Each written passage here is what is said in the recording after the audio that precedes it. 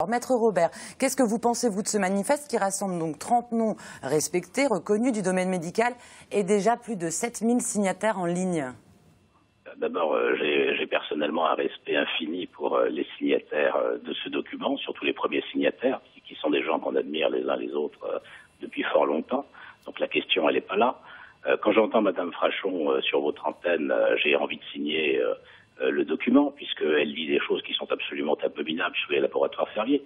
Sauf que la réalité, ça n'est pas celle-là. Moi, je suis en charge de l'indemnisation des patients.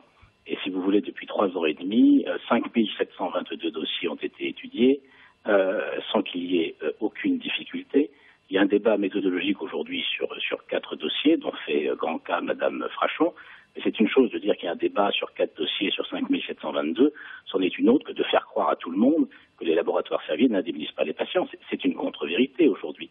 Donc si vous voulez, moi, je suis dans une réalité qui est d'être au contact des patients pour faire en sorte qu'il y ait une indemnisation. Cette indemnisation est portée, et contrairement à ce que dit monsieur le doyen Berthoud, qui est un homme remarquable également, c'est qu'il n'y a pas de contestation sur le principe de la causalité.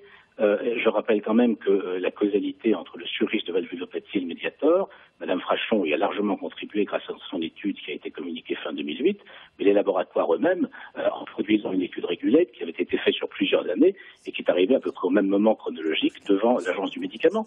Donc il n'y a pas de débat sur le fait que le Mediator génère un surrisque. Aujourd'hui, le devoir des laboratoires, c'est l'indemnisation. Alors c'est vrai que quand on est, moi, en charge de l'indemnisation et qu'on fait ça depuis 3 ans et demi avec une équipe de 10 personnes, et qu'on entend partout sur les ondes qu'il n'y a pas d'indemnisation et qu'il y a une négation de la causalité par les laboratoires Servier, on est dans la contre-vérité, on est dans un postulat qui n'a, à mon avis, pas été suffisamment vérifié, et du coup, on a un manifeste qui, à mon avis, est contraire à la réalité de ce que moi je vis au quotidien, avec des gens qui souffrent, qu'on essaie d'indemniser le mieux possible. Je rappelle qu'aujourd'hui, seuls 3% des personnes refusent les offres que l'on fait.